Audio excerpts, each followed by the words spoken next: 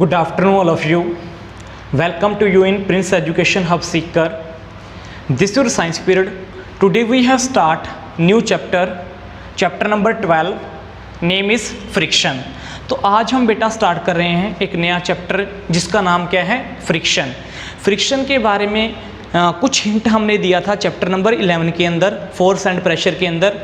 तो आज हम फुली एक्सप्लेन करेंगे कि हमारे पास फ्रिक्शन क्या होता है. ठीक है, तो सबसे पहले हम इंट्रोडक्शन है हमारे पास, ठीक है, इस चैप्टर की, कि इस चैप्टर के अंदर हमारे पास क्या क्या हम देखेंगे, ठीक है, क्या क्या हम पढ़ेंगे उसके बारे में डिस्कस करेंगे. तो हमारे पास सबसे पहले क्या है, फ्रिक्शन की इंट्रोडक्शन देने से पहले, ठीक है, कुछ मैं आपको एग्जांपल देता हूँ कि हमारे पास अगर आप आसपास के एरिया के अंदर देखें बेटा, तो हमारे पास आपको हर जगह फ्रिक्शन दिखाई देगा कि हर जगह क्या हो रहा है, फ्रिक्शन अप्लाई हो रहा है. ठीक है, अगर मान लो कि मैं क्या कर रहा हूँ बेटा, मार्कर से इस ब्लैक बोर्ड के ऊपर क्या कर रहा हूँ, राइट कर रहा हूँ, वो भी किसकी वजह से, फ्रिक्शन की वजह से. ठीक है, तो हर जगह क्या हो रहा है, फ्रिक्शन अप्लाई हो रहा है. मैं चल रहा हूँ तभी फ्रिक्शन क्या हो रहा है बेटा, अप्लाई हो रहा है. ठीक है, लिख रहा हूँ तभी क्या हो रहा है, फ्रिक्शन अप्लाई हो रहा है. तो हमारे आसपास के एरिया के अंदर आपको हर जगह डेली लाइफ के अंदर काफ़ी सारे ऐसे एग्जाम्पल मिल जाएंगे किसके, फ्रिक्शन के.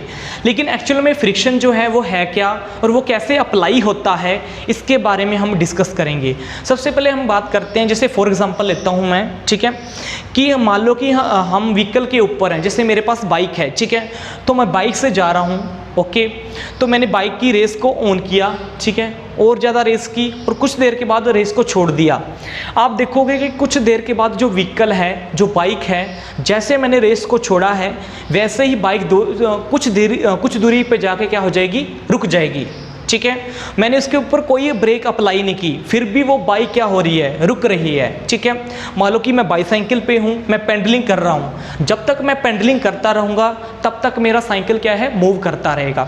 अगर मैंने पेंडलिंग करना छोड़ दिया किसके ऊपर, बाईसाइकिल के ऊपर, तो मेरा जो साइकिल है कुछ दूरी पे जाके क्या हो जाएगा बेटा, स्टॉप हो जाएगा. इसके पीछे रीज़न क्या है, मेरा जो व्हीकल है, चाहे वो बाइक हो चाहे वो बाईसाइकिल हो, कुछ दूरी पे जाके वो क्यों स्टॉप हो जाता है, उसके पीछे रीज़न क्या है, उसके बारे में आज हम डिटेल में स्टडी करेंगे. ठीक है, तो उसमें हमारे पास क्या होता है, जैसे मान लो कि ये तो मैंने आपको एग्जांपल दे दिए, ये होता है. दूसरा एक और एग्जांपल देता हूँ, जैसे मान लो कि हमारे पास क्या है, कोई पर्सन है, ठीक है, आगे छिलका पड़ा हुआ है, ठीक है, जो बनाना का पील्स होते हैं, बनाने के पील्स होते हैं, ठीक है, मतलब बनाना का पील्स आगे पड़ा हुआ है, पर्सन जा रहा है और पर्सन उससे स्लिप होके नीचे गिर गया. तो ऐसा क्यों होता है, बनाना के पील्स से फिट आने पर ही हम क्यों गिरते हैं, ऐसा क्या हो रहा है वहाँ पे. और कई जगह पे हमारे पास क्या हो रहा है, व्हीकल रुक रहा है, ऐसा क्यों हो रहा है वहाँ पे. तो इन चीज़ों के बारे में हम इनके अंदर डिस्कस करेंगे कि ऐसा क्यों हो रहा है. ठीक है, व्हीकल क्यों रुक रहा है हमारे पास, चाहे वो बाईसाइकिल हो चाहे वो क्या हो, साइकिल हो, और हम स्लिप क्यों कर रहे हैं. ठीक है, हम जब स्मूथ सरफेस के ऊपर या सॉफ्ट सरफेस के ऊपर चलते हैं तो हम स्लिप क्यों करते हैं. ठीक है, मान लो कि वेट सॉइल है, गिल्ली सॉइल है, वेट सॉइल है, वेट सॉइल के ऊपर हम मुश्किल से चलते हैं, ऐसा क्यों होता है, what is the reason behind it, वो ही हम इसके अंदर पढ़ेंगे. ठीक है, तो ये सब किसके कारण हो रहा है बेटा, फ्रिक्शन के कारण हो रहा है. ठीक है, जितना भी मैंने आपको बताया है, जो व्हीकल रुक रहा है, बाईसाइकिल रुक रही है, ठीक है, हम गिर रहे हैं, स्लिप कर रहे हैं, ठीक है, स्लिपिंग की वजह से हम गिर रहे हैं, चाहे वो वेट सॉइल हो चाहे वो क्या हो, बनाना का पील्स हो. ठीक है, तो हम ये सब क्या हो रहा है बेटा, सिर्फ फ्रिक्शन के कारण हो रहा है. और ऐसा क्यों हो रहा है हमारे पास फ्रिक्शन के कारण, उसके बारे में हम इसके अंदर डिटेल में स्टडी करेंगे. ठीक है, तो मैंने आपको बताया है कि जितने भी हमारे पास आसपास के एरिया के अंदर जितने भी केसेस मैंने आपको डेली लाइफ के अंदर बताए हैं, वो किससे रिलेटेड है बेटा, फ्रिक्शन से रिलेटेड है. बिना किसी फ्रिक्शन के हम कुछ भी नहीं है, कुछ भी नहीं कर पाएंगे बेटा. ठीक है, फ्रिक्शन होना बहुत ज़्यादा इंपॉर्टेंट है हमारी लाइफ के अंदर. अब एक्चुअल में फ्रिक्शन है क्या, उसके बारे में डिस्कस करते हैं. ठीक है, कि हमारे पास ये जो फ्रिक्शन है वो कैसे अप्लाई होता है. ठीक है, तो हमारे पास क्या है, फोर्स ऑफ फ्रिक्शन, कि जो ये जो फ्रिक्शन है हमारे पास, वो हमारे पास कैसे अप्लाई होता है. ठीक है, तो फोर्स ऑफ फ्रिक्शन से हमें पता लगेगा कि एक्चुअल में फ्रिक्शन है क्या. ठीक है, और वो कैसे अप्लाई होता है किसी भी ऑब्जेक्ट या किसी भी बॉडी के ऊपर. मान लो हम एक एक्टिविटी कर रहे हैं, इसके अंदर एक्टिविटी नंबर है हमारे पास क्या, फर्स्ट. ठीक है, इस एक्टिविटी के मान लो कि हमारे पास हमने टेबल के ऊपर एक बुक को रख दिया, ठीक है। हमने क्या रखा बेटा, टेबल के ऊपर मैंने ऐसे बुक को रख दिया। अब मैं क्या कर रहा हूँ, बुक को आगे की ओर पुश कर रहा हूँ, ठीक है। जैसे ही मैं बुक को आगे की ओर पुश करूँगा, ठीक है, तो बुक क्या होगी, आगे की ओर मूव करेगी, ठीक है। ऐसे ही मान लो कि ये मार्कर है, मार्कर को मैंने हाथ पे रख दिया, ठीक है। सेम एग्जांपल, जब मैं मार्कर को ऐसे पुश करूंगा तो आगे की ओर मूव करेगा और कुछ देर के बाद जाके क्या हो गया बेटा, रुक गया।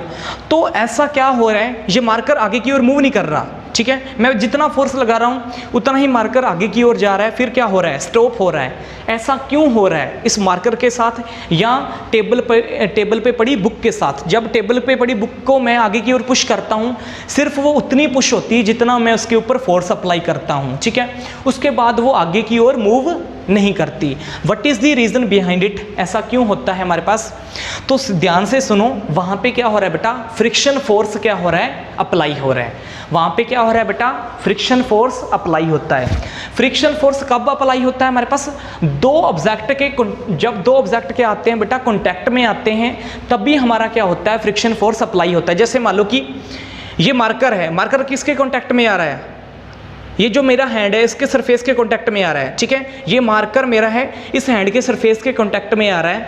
तो दो ऑब्जेक्ट जब आपस में कांटेक्ट में आते हैं उस वक्त हमारे पास क्या होता है बेटा, फ्रिक्शन फोर्स क्या होता है, अप्लाई होता है, ठीक है। जैसे मैं इसको मूव करवाऊंगा ये उतना ही मूव करेगा, उसके बाद मूव नहीं करेगा। क्यों, इसके पीछे रीज़न है कि हमारे पास हमेशा ही जो फ्रिक्शन फोर्स है वो अपोजिट होती है मोशन ऑफ ऑब्जेक्ट। मान लो कि कोई ऑब्जेक्ट इस साइड मूव कर रहा है, मोशन ऑफ ऑब्जेक्ट, ठीक है। मान लो ऑब्जेक्ट मेरा इस साइड मूव कर रहा है, तो हमेशा ही फ्रिक्शन फोर्स किस ओर अप्लाई होगा, इस ओर, ठीक है। तो फोर्स ऑफ फ्रिक्शन हमेशा ही किस ओर अप्लाई होगा, इस ओर। मान लो कि मैं क्या कर रहा हूँ, ऑब्जेक्ट को इस साइड मूव करवा रहा हूँ, तो मेरा फ्रिक्शन फोर्स क्या लगेगा, इस साइड लगेगा। तब भी कोई ऑब्जेक्ट क्या होता है बेटा, स्टॉप होता है। जब उसके अपोजिट साइड हमारे पास क्या लग रहा है, जो फोर्स लग रहा है वो ही उस ऑब्जेक्ट को क्या कर रहा है, स्टॉप कर रहा है। जैसे व्हीकल चल रहा है, ठीक है, जब तक हम रेस बढ़ाते रहेंगे तब तक चलेगा, जब रेस को छोड़ दिया तो व्हीकल कुछ देरी पे स्टॉप क्यों हो जाता है, उसके पीछे यही रीज़न है, क्योंकि फ्रिक्शन जो फोर्स होता है वो बेटा अपोजिट साइड अप्लाई होता है। मान लो कि व्हीकल मेरा इस साइड मूव कर रहा है, व्हीकल मेरा क्या कर रहा है, इस साइड मूव कर रहा है, लेकिन फ्रिक्शन फोर्स क्या होगा, इस साइड अप्लाई होगा और वो क्या करेगा बेटा, उसको व्हीकल को रोकेगा, ठीक है, मूव करवाने से। तो यहाँ पे आपने एक चीज़ नोट करनी है कि हमेशा जो हमारे पास फ्रिक्शन फोर्स है वो हमेशा ही जिस ओर मोशन ऑफ ऑब्जेक्ट, जिस ओर कोई भी ऑब्जेक्ट मूव करेगा, कोई भी व्हीकल मूव करेगा, उसके हमेशा अपोजिट साइड क्या लगेगा, फोर्स लगेगा। उसको बोलते हैं फोर्स ऑफ फ्रिक्शन, ओके। उसको क्या बोलते हैं बेटा, फोर्स ऑफ फ्रिक्शन, ठीक है। नेक्स्ट हम इसके अंदर बात करते हैं कि फ्रिक्शन फोर्स हमारे पास कैसे प्रोड्यूस होता है। तो इसके अंदर आपने देखा ना कि जो हमारा फ्रिक्शन फोर्स है वो कब प्रोड्यूस होगा, जब दो ऑब्जेक्ट आपस में कॉन्टैक्ट में आएंगे, ठीक है। दो ऑब्जेक्ट जब आपस में कॉन्टैक्ट में आएंगे तभी हमारा क्या होगा, फ्रिक्शन फोर्स प्रोड्यूस होगा, नहीं तो नहीं होगा। जैसे मान लो कि ये मार्कर मेरे हैंड के सरफेस के कॉन्टैक्ट में आ रहा है, तभी इसके ऊपर क्या होता है, फ्रिक्शन फोर्स अप्लाई होता है। जैसे मान लो कि व्हीकल क्या होता है, रोड का जो सरफेस है उसके कॉन्टैक्ट में आता है, जो नीचे वाले टायर होते हैं हमारे पास व्हीकल के, वो सरफेस के कॉन्टैक्ट में आते हैं, तब भी उसके ऊपर क्या अप्लाई होता है बेटा, फ्रिक्शन फोर्स क्या होता है, अप्लाई होता है, ठीक है। तो इसके अंदर हमने क्या जाना कि जो फ्रिक्शन फोर्स है हमारे पास दो ऑब्जेक्ट के कांटेक्ट में आने पर ही होता है, और हमेशा हमारा जो फ्रिक्शन फोर्स है वो किसके अपोजिट होगा, मोशन ऑफ ऑब्जेक्ट के क्या होगा बेटा, अपोजिट होगा। नेक्स्ट है हमारे पास बेटा, कौन से हमारे पास ऐसे फैक्टर हैं जो इफेक्ट करते हैं किसको, फ्रिक्शन को, ठीक है। अब हम इसके बारे में डिस्कस करेंगे कि कौन से ऐसे फैक्टर हैं जो हमारे पास बेटा फैक्ट कर सकते हैं किसको, फ्रिक्शन को, ठीक है। आपने सुना होगा हमारे पास, इनको हम बेटा एक्टिविटी के थ्रू देखेंगे कि हमारे पास कौन कौन से ऐसे फैक्टर हैं जो कि फ्रिक्शन को इफेक्ट डाल सकते हैं, ठीक है। जैसे हम कर रहे हैं बेटा एक्टिविटी फर्स्ट, ठीक है। तो एक्टिविटी नेक्स्ट है इसकी, ठीक है, एक्टिविटी कर रहे हैं हम, ठीक है। इस एक्टिविटी के अंदर हमने क्या लेना है बेटा, सुनो ध्यान से। एक आपने क्या करना है, ब्रिक्स लेनी है, ठीक है। ब्रिक्स का सभी को पता होगा, ठीक है। ब्रिक्स लेनी है हमने, ब्रिक्स मीन्स ईट, ठीक है। आपने ब्रिक्स लेनी है। अब आपने इसको क्या करना है, उसको टाई करना है किसी स्ट्रिंग के साथ, ठीक है। स्ट्रिंग के साथ उसको टाई कर देना है और उसके साथ क्या लगाना है हमने, स्प्रिंग बैलेंस, ठीक है। और यहाँ पे क्या लगाना है हमने बेटा, स्प्रिंग बैलेंस। ओके, तो यहाँ पे हमने एक क्या लिया, स्प्रिंग बैलेंस लिया। स्प्रिंग बैलेंस है, ये हमारे पास क्या है बेटा, ब्रिक है, ठीक है। उसको किसके साथ अटैच किया है, स्ट्रिंग के साथ अटैच किया है। अब स्प्रिंग बैलेंस होता क्या है, हमारे पास एक ऐसा डिवाइस होता है जितनी फोर्स किसी भी ऑब्जेक्ट के ऊपर अप्लाई हो रही है उसके थ्रू ही हम क्या करते हैं बेटा, मेजरमेंट करते हैं। तो आपको स्प्रिंग बैलेंस का पता होना चाहिए। जैसे आपकी बुक है तो बुक के अंदर स्प्रिंग बैलेंस का फिगर बना के दे रखा है, तो आप जाके देख सकते हो कि स्प्रिंग बैलेंस होता क्या है, ठीक है।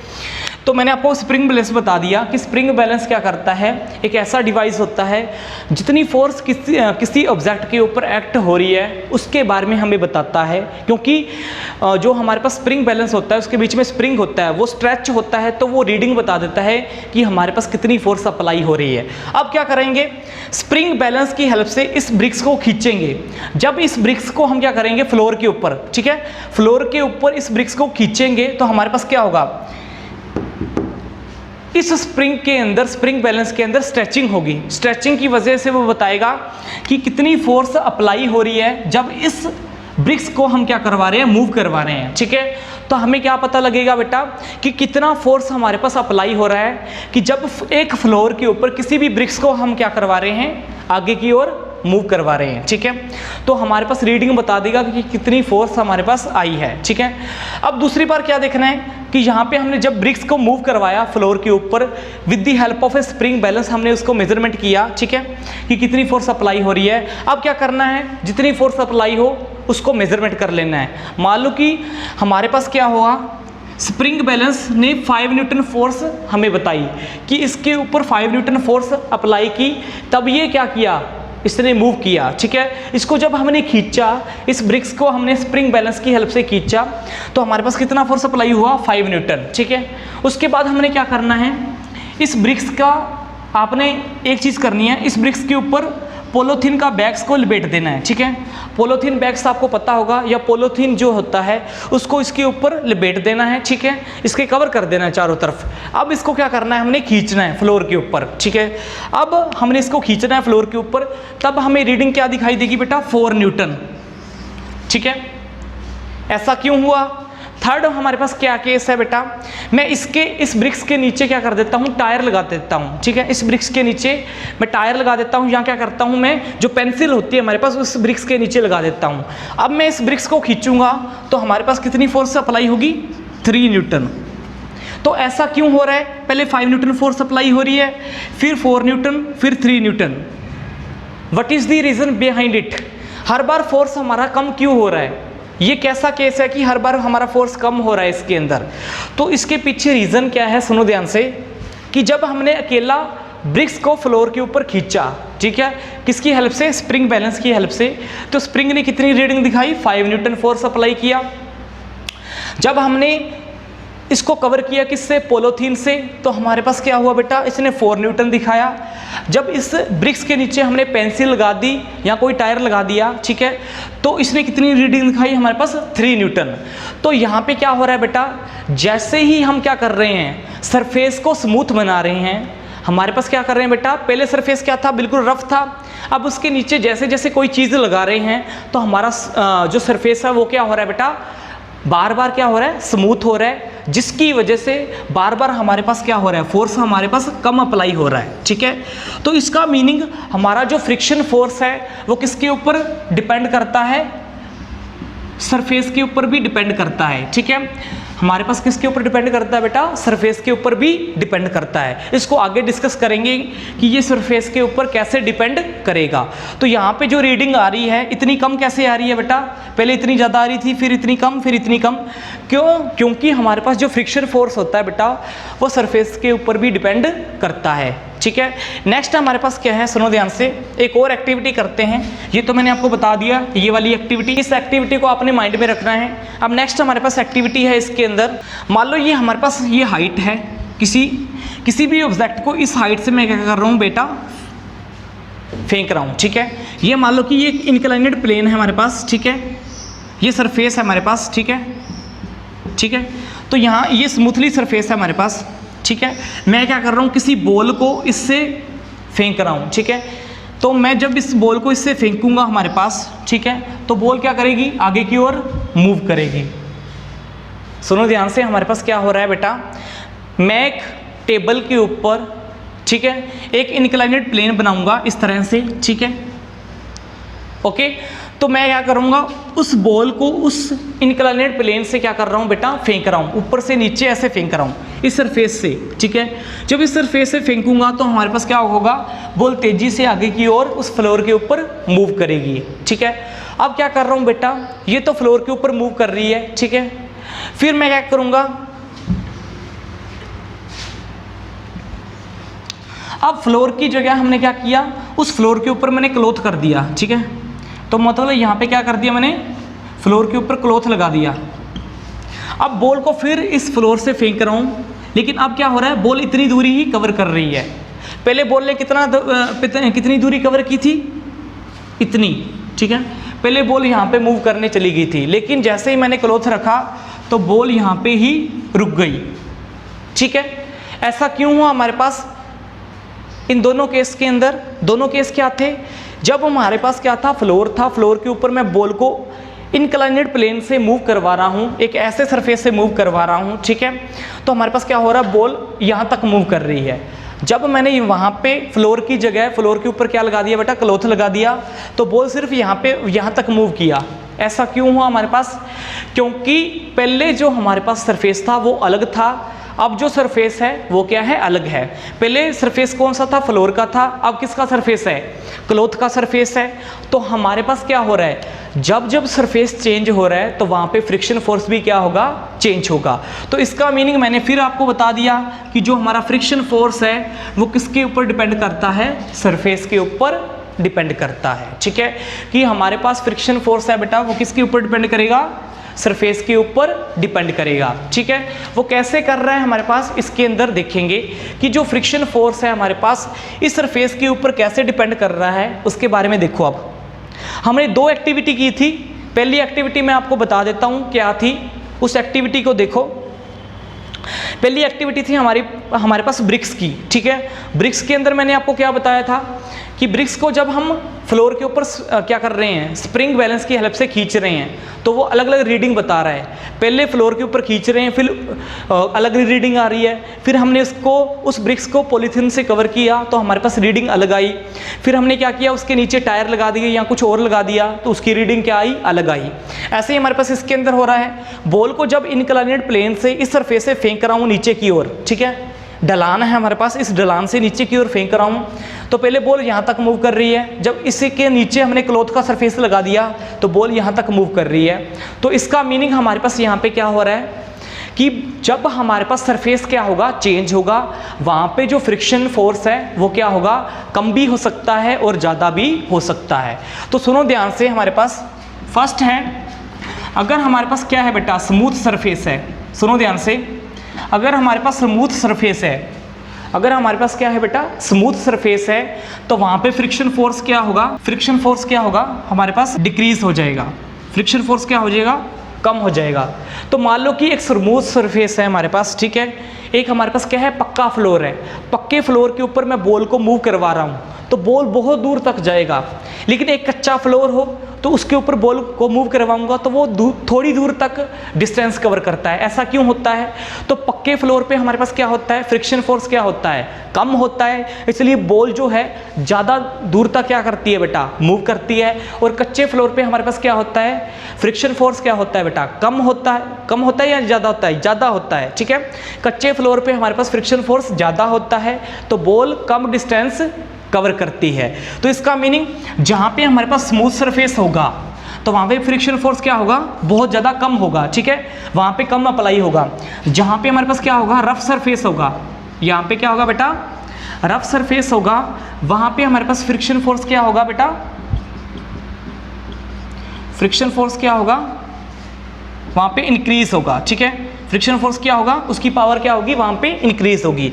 तो रफ सरफेस हमारे पास कौन सा है बेटा, जो इससे कच्चा फ्लोर है वो क्या है, रफ सरफेस है। तो उसके ऊपर फ्रिक्शन फोर्स क्या होगा, ज़्यादा होगा, और ऑब्जेक्ट क्या होगा, कम मूव करेगा। और स्मूथ सरफेस क्या है, जैसे पक्का फ्लोर है हमारे पास, तो उसके ऊपर अगर किसी बॉल को मूव करवाएंगे तो वो ज़्यादा डिस्टेंस कवर करेगा, वहाँ पे फ्रिक्शन फोर्स क्या है, कम है। तो हमारे पास यहाँ पे क्या था, हमने ये देख लिया कि जो हमारे पास फैक्टर अफेक्टिंग फ्रिक्शन, कौन कौन से फैक्टर अफेक्ट कर रहे हैं फ्रिक्शन के ऊपर।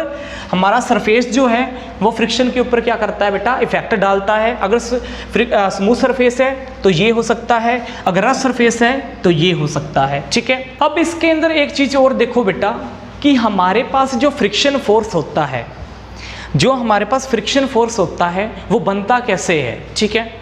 वो फ्रिक्शन फोर्स हमारे पास बनता कैसे है, जैसे मान लो कि ये ब्लैक बोर्ड है या वाइट बोर्ड है, तो वाइट बोर्ड अभी स्मूथ है, बिल्कुल हमें स्मूथ दिखाई दे रहा है, लेकिन अगर इसको माइक्रो लेंस से लिखा के दिखेंगे तो इसकी जो हमारे पास सरफेस होगी वो स्मूथ नहीं होगी, इसके अंदर भी कुछ ना कुछ इरेगुलरिटीज़ होंगी, ठीक है। तो हमारे पास क्या होता है बेटा, जो फ्रिक्शन फोर्स प्रोड्यूस होता है वो क्यों होता है, वो स्मूथ सरफेस पे भी प्रोड्यूस हो सकता है, वो रफ सरफेस पे भी प्रोड्यूस हो सकता है। रफ सरफेस पे तो बहुत ज़्यादा होगा, लेकिन स्मूथ सरफेस पे भी वो प्रोड्यूस होता है। क्यों, क्योंकि अगर हम क्या करें, एक स्मूथ सरफेस है तो स्मूथ सरफेस पे भी हमारे पास क्या होती है, इरेगुलरिटीज़ होती हैं, उसका सरफेस भी बिल्कुल स्मूथ नहीं होता, ठीक है। तो हमारे पास क्या होगा, एक स्मूथ सरफेस पे भी फ्रिक्शन अप्लाई हो सकता है, ठीक है, लेकिन कम फ्रिक्शन अप्लाई होगा, लेकिन अप्लाई जरूर होगा। तो हमारे पास फ्रिक्शन फोर्स कब अप्लाई होता है, जब दो ऑब्जेक्ट आपस में सरफेस में आते हैं, कॉन्टैक्ट में आते हैं, तो उनके सरफेस में क्या होती है बेटा, इरेगुलरिटीज़ होती है। इरेगुलरिटीज़ मीन्स उसका सरफेस बिल्कुल स्मूथ नहीं होता, बिल्कुल प्लेन नहीं होता, उसका जो सरफेस होता है वो इस शेप का होता है, देखो यहाँ पे इस शेप का। अगर हमें ये जो वाइट बोर्ड है इसका सरफेस भी इस तरह का दिखाई देगा, ठीक है। जब दो हमारे पास क्या होते हैं, दो ऑब्जेक्ट आपस में कॉन्टैक्ट में आते हैं तो क्या होता है, उनका जो सरफेस होता है बेटा वो ऐसे शो करता है, ठीक है। ऐसे शो होने की वजह से हमारे पास क्या होता है, दो ऑब्जेक्ट आपस में कॉन्टैक्ट में इंटरलॉक हो जाते हैं, जिसकी वजह से क्या होता है बेटा, फ्रिक्शन फोर्स अप्लाई होता है। तो यहाँ पे क्या होते हैं, दोनों के सरफेस आपस में क्या हो जाते हैं बेटा, ऐसे इंटरलॉक हो जाते हैं, ऐसे क्या हो जाते हैं बेटा, इंटरलॉक। ये देखो एक दूसरे के बीच में धस गए, तो ये इंटरलॉक होने की वजह से हमारे पास क्या होता है, फ्रिक्शन फोर्स अप्लाई होता है या प्रोड्यूस होता है, ठीक है। तो हमारे पास मान लो कि ये जो वाइट बोर्ड है, ठीक है, वाइट बोर्ड के ऊपर मैं क्या करूं, ये वाइट बोर्ड है, तो वाइट बोर्ड के ऊपर मैं लिख रहा हूं, जो चीज़ लिख रहा हूं वो क्यों लिखी जा रही है इसके ऊपर, क्योंकि ये जो बोर्ड है वो दिखने में तो क्या है बेटा, स्मूथ है, लेकिन इसके अंदर भी हमारे पास क्या है, थोड़ी बहुत इरेगुलरिटीज़ है, जिसकी वजह से फ्रिक्शन फोर्स की वजह से मैं इसके ऊपर क्या कर पा रहा हूँ बेटा, लिख पा रहा हूँ, ठीक है। तो आपको पता लग गया कि हमारे पास जो फ्रिक्शन फोर्स है वो कैसे प्रोड्यूस हो सकता है, ठीक है। अब देखो नेक्स्ट हमारे पास क्या होता है इसके अंदर, नेक्स्ट मैं आपको बता रहा था इसके अंदर बेटा कि जैसे मान लो कि फॉर एग्जांपल लेते हैं हम किसका, हैवी बॉक्स का, ठीक है। मान लो कि कोई हैवी बॉक्स है, ठीक है, हम उसको पुश कर रहे हैं, ठीक है, लेकिन वो क्या होता है, बहुत मुश्किल से हमारे से पुश होता है। ऐसा क्यों होता है, क्योंकि हमारे पास जो जिस जगह पे, जिस सरफेस पे उसको पुश करना चाहते हैं हम बेटा, वो सरफेस क्या है, हमारे पास इरेगुलर सरफेस है, मतलब वो रफ सरफेस है, इसलिए उसके ऊपर क्या हो रहा है बेटा, वो मुश्किल से पुश हो रहा है आगे की ओर, ठीक है। अब हम धीरे धीरे उसको पुश करवाना चाहते हैं तो वो पुश नहीं हो रहा। अब क्या करेंगे हम, उसके नीचे, अगर मैं उसके नीचे टायर लगा दूं, उस बॉक्स के नीचे टायर लगा दूं, क्या अब वो ईजी से पुश होगा, यस होगा। तो ऐसा क्यों होता है हमारे पास, ठीक है। इसके बारे में जानने के लिए हम आगे डिस्कस करते हैं टाइप्स ऑफ फ्रिक्शन, ठीक है। नेक्स्ट है हमारे पास टाइप्स ऑफ फ्रिक्शन। अब टाइप्स ऑफ फ्रिक्शन में देखो हमारे पास क्या होता है, सुनो ध्यान से। टाइप्स ऑफ फ्रिक्शन में आपको हैवी बॉक्स के हेल्प से ही समझा देता हूँ, एग्जाम्पल वही लूँगा और आपको पता लग जाएगा कि टाइप्स जो होते हैं फ्रिक्शन के क्या होते हैं, ठीक है। जैसे मान लो कि मेरे पास हैवी बॉक्स है, ठीक है, हैवी बॉक्स को मैं अब क्या करना चाहता हूँ, स्टार्टिंग से पुश करना चाहता हूँ, लेकिन वो पुश नहीं हो रहा, ठीक है। और मैं फिर क्या करता हूँ, और ज़्यादा फोर्स अप्लाई करता हूँ उस हैवी बॉक्स के ऊपर, फिर भी वो पुश नहीं हो रहा, लेकिन और ज़्यादा फोर्स जब मैं अप्लाई करता हूँ तो वो पुश होना स्टार्ट हो जाता है, ठीक है। जिस फोर्स पे वो अभी पुश होना स्टार्ट हो रहा है, ठीक है, ऐसी इतनी फोर्स की हमें रिक्वायरमेंट है जिस फोर्स के ऊपर वो अभी पुश होना, अभी उसने मूव करना अभी स्टार्ट किया है, उसको बोलते हैं बेटा static friction. Static friction, static friction क्या होता है? एक टाइप होता है किसका? फ्रिक्शन का।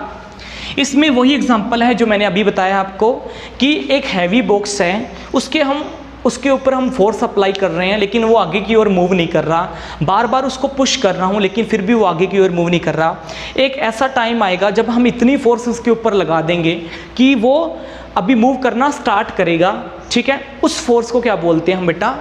That is known as a static friction. जिस फोर्स पर वो अभी चलना अभी स्टार्ट किया है उसने बेटा, रेस्ट से किसके अंदर? मोशन के अंदर, that is known as a static friction, ठीक है। उसको बोलते हैं बेटा स्टैटिक फ्रिक्शन। नेक्स्ट है हमारे पास बेटा, अब तो चलना स्टार्ट किया है, फिर धीरे धीरे हम क्या करेंगे? जैसे जैसे आगे उस हैवी बॉक्स को पुश करते जाएंगे उसी फोर्स से वो आगे की ओर मूव करता जाएगा, बार बार मूव करता जाएगा, ठीक है। एक बार उसको चलने में ही मुश्किल होता है, लेकिन जब उतनी फोर्स बार बार लगा रहे हैं तो वो क्या कर रहा है? बार बार स्लाइड कर रहा है, आगे की ओर बेटा मूव कर रहा है, ठीक है। जब वो आगे की ओर मूव करता जा रहा है, ठीक है, तो जो उसके ऊपर फोर्स अप्लाई कर रहे हैं बेटा, जिस फोर्स पर वो कॉन्टिन्यूसली क्या कर रहा है? मूव कर रहा है, जिस फोर्स पर वो ऑब्जेक्ट क्या कर रहा है बेटा? कॉन्टिन्यूसली मूव कर रहा है, जितनी फोर्स हम बार बार उसके ऊपर अप्लाई कर रहे हैं, that is known as a sliding friction. Sliding friction में क्या होता है? हम इतनी फोर्स उसके ऊपर अप्लाई कर रहे हैं कि वो लगातार मूव करता जा रहा है, ठीक है, स्लाइड कर रहा है, that is known as a sliding friction. अब हमें ऐसा लग रहा है कि हम थक चुके हैं, ठीक है, अब थक चुके हैं, इतनी दूर तक हमने स्लाइड करवा दिया उसको। अब क्या चाहते हैं हम कि अब मेरे में इतना फोर्स नहीं बचा कि मैं उसको आगे स्लाइड कर पाऊँ। अब मैं क्या करूँगा? उसके नीचे टायर लगा दूंगा, ठीक है। मैंने उस बॉक्स के नीचे, हैवी बॉक्स के नीचे क्या लगा दिया? टायर लगा दिया। अब क्या हो सकता है? वो ईजी से क्या करेगा? उतनी फोर्स नहीं अप्लाई करनी पड़ेगी और वो क्या करने लग जाएगा बेटा? मूव करने लग जाएगा। तो उसको बोलते हैं रोलिंग फ्रिक्शन। उसको बोलते हैं बेटा रोलिंग फ्रिक्शन, ठीक है। कि हमने क्या किया बेटा? उसके सरफेस को और ज़्यादा स्मूथ बना दिया। जब हमने उसके अंदर क्या लगाया बेटा? टायर लगा दिए, ठीक है, तो उस पर हमें इतनी फोर्स नहीं अप्लाई करनी पड़ी, that is known as a rolling friction. तो सुनो ध्यान से, हमारे पास क्या हो रहा है बेटा? सबसे पहले क्या था? Static friction. स्टैटिक फ्रिक्शन हमारे पास क्या होता है? दोबारा बताओ। कि जब एक हैवी बॉक्स को या किसी ऑब्जेक्ट को हम मूव करवाना चाहते हैं, इतनी फोर्स हम उसके ऊपर अप्लाई कर रहे हैं, जिस फोर्स से वो अभी मूव करना उसने स्टार्ट किया है, that is known as a static friction. Sliding friction क्या है? कि वो बार बार स्लाइड कर रहा है, इतनी फोर्स अप्लाई करते जा रहे हैं कि वो बार बार उस फोर्स पे क्या कर रहा है? आगे की ओर स्लाइड कर रहा है, that is known as a sliding friction. Rolling friction क्या होगा बेटा? उसके नीचे हमने क्या लगा दिया? कोई ऐसा हमने क्या लगा दिया? व्हील लगा दिया या कुछ ऐसा लगा दिया जिसके कारण वो इजी से क्या होने लग गया बेटा? मूव करने लग गया किसी सरफेस के ऊपर। That type of friction is known as a rolling friction. Thank you for watching this video.